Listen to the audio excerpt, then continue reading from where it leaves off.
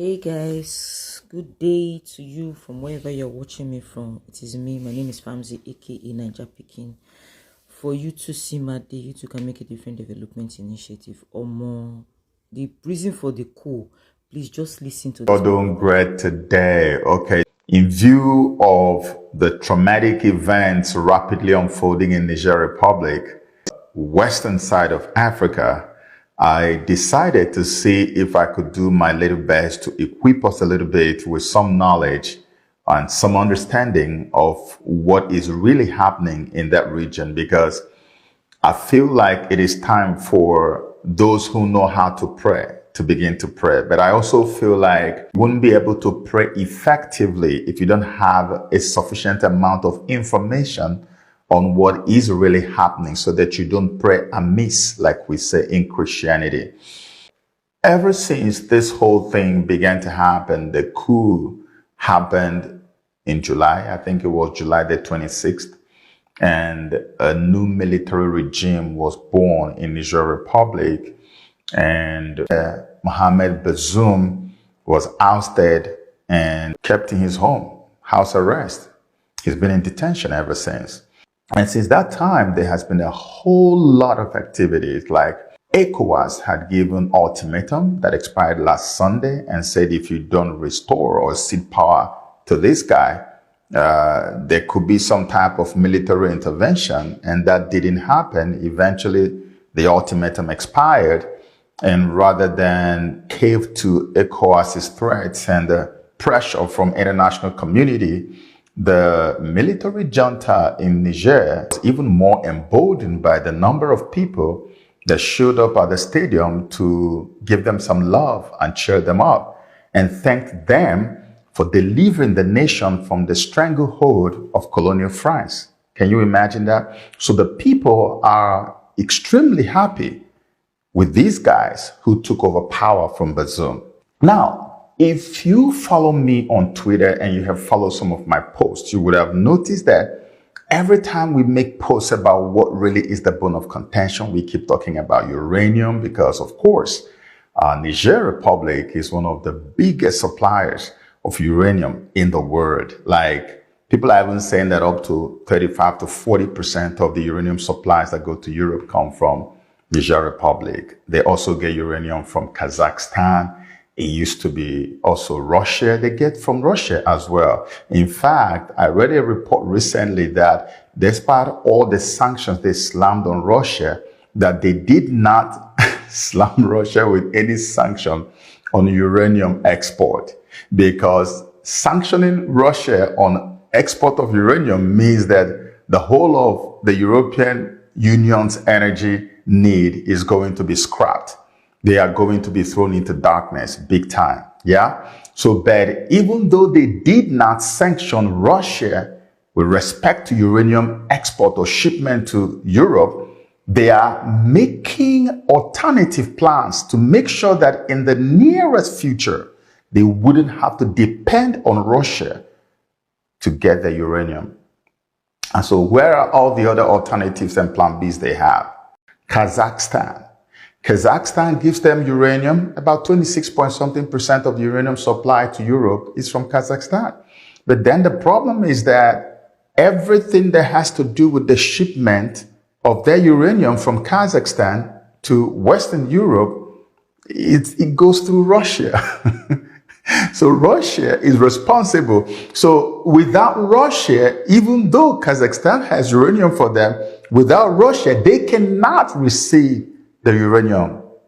And now the next plan B they have is Niger Republic, because this uranium is very powerful. It is used in nuclear reactors. That is how they are able to keep their energy alive in Europe. Now, Niger Republic is the next one. And can you imagine that a coup has taken place and the coup plotters are loyal to Russia, the same Russia that Europe is trying to run away from. And now they have now cut all supplies of uranium to France and America.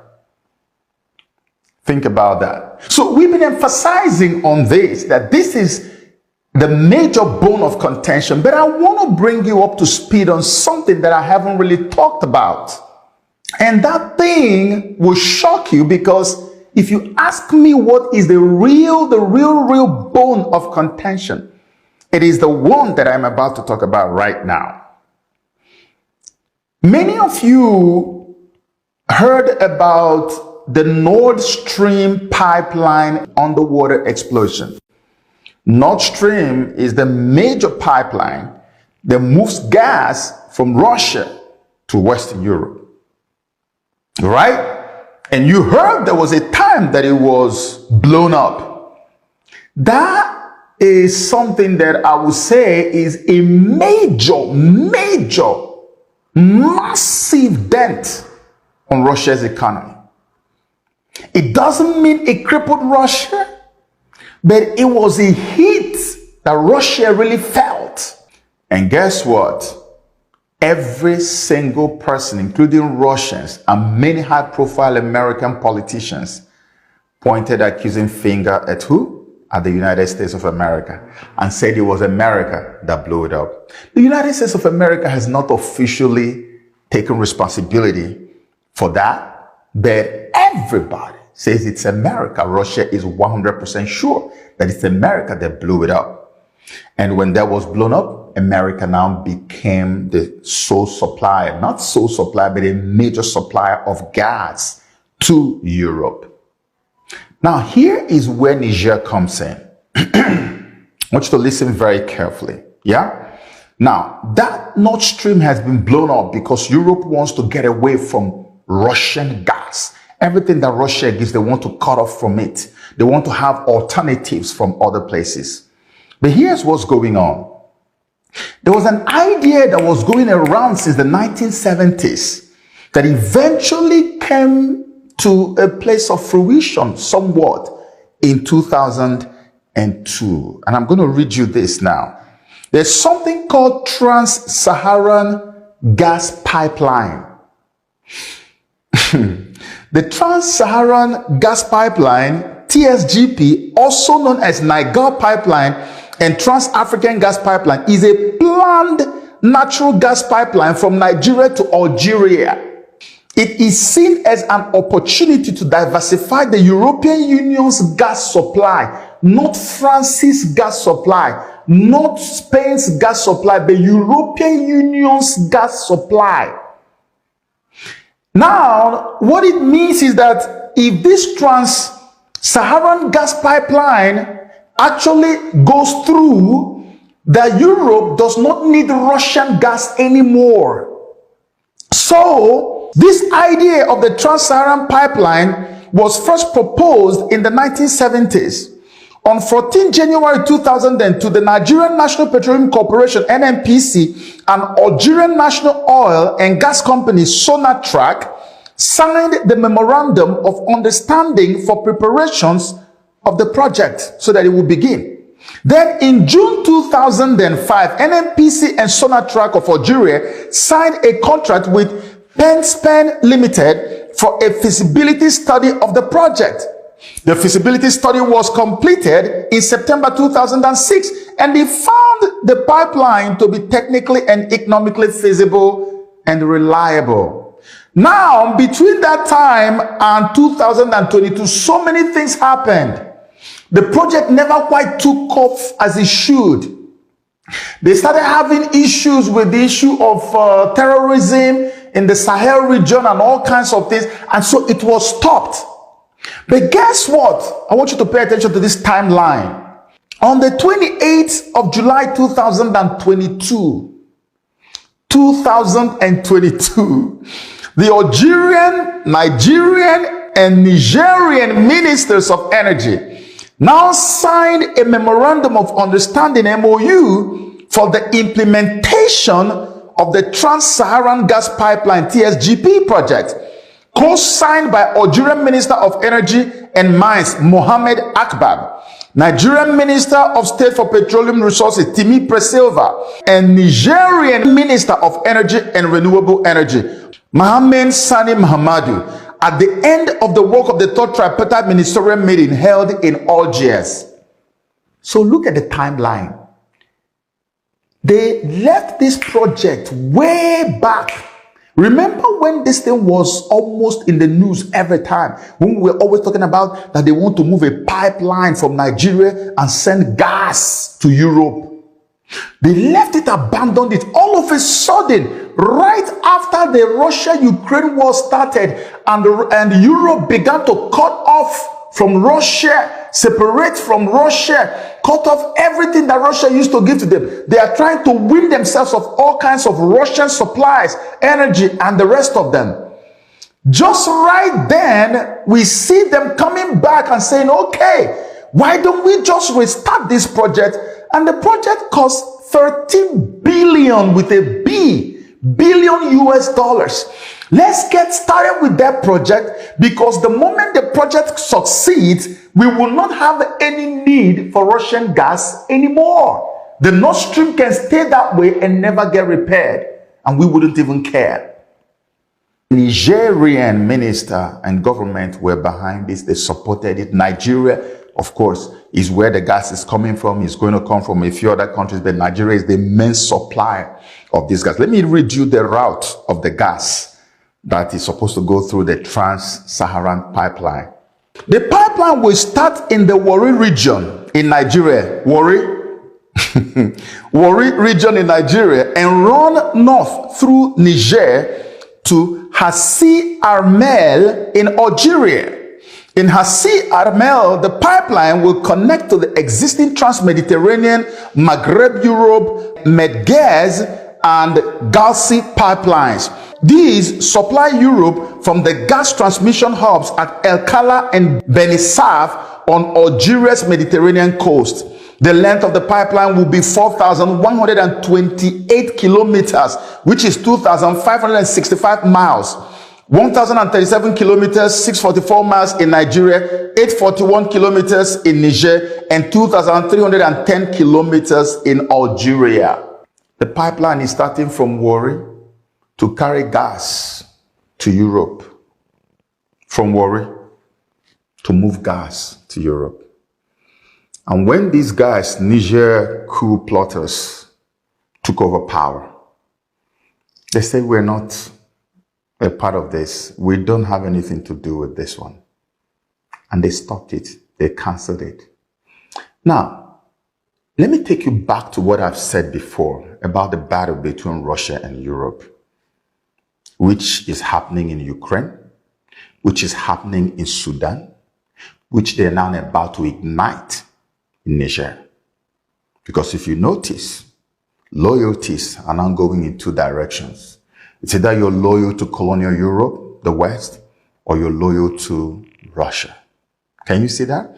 That means that we are now beginning to smell what it feels like to have or live in a multipolar world.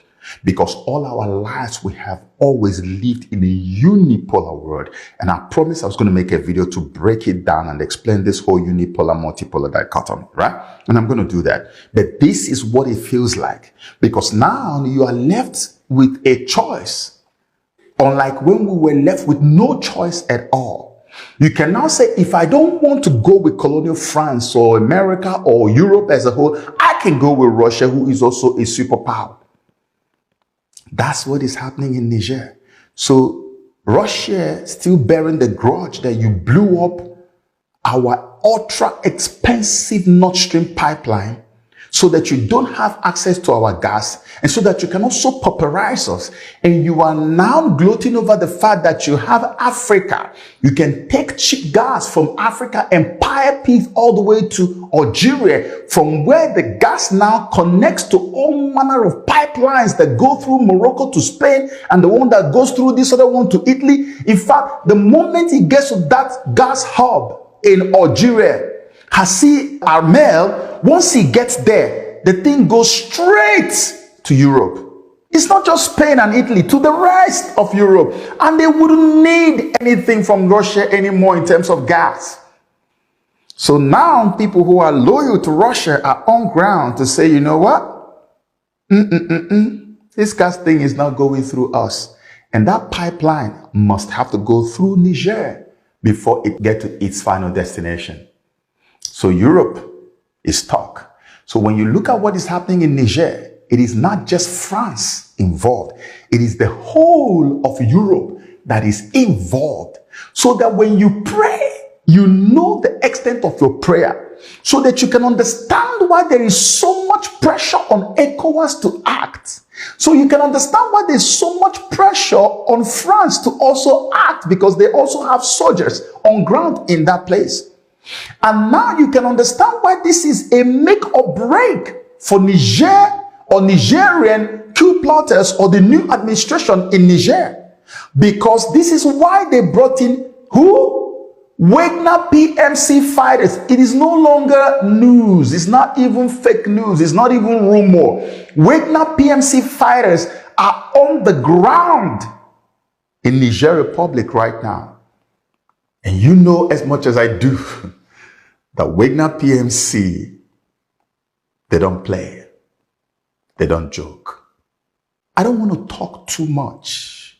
I just wanted to give you an idea of all the bones of contention in this whole Nigerian situation, which is why many of you may see a lot of stubbornness on both sides, which means that potentially we are headed towards a Ukraine-type situation on the West African coast.